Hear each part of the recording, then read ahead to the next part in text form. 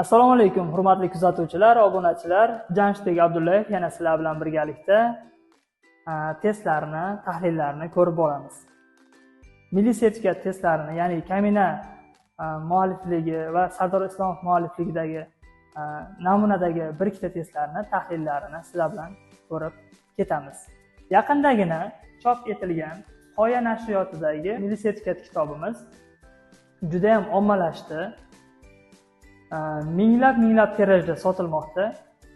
Shulardan bir ikkita savollarni, tahlillarni ko'rib ketamiz. Siz azizlarga manfaatli bo'ladi degan umiddamiz. Xo'p, dastlabki savolga e'tibor beramiz. Dastlabki savolimiz imloviy jihatdan to'g'ri yozilgan so'zlar qatorini aniqlang, deyapti.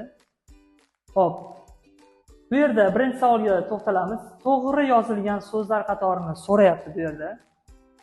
Birinchi A javobga qaraymiz.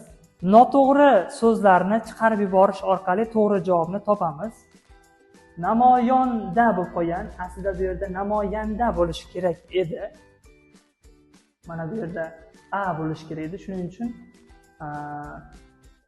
xato yozilgan deb chiqarib yuboramiz. Keyingisi jimjit so'zi qo'shib yozilishi kerak edi, shuning uchun B javob chiqib ketadi.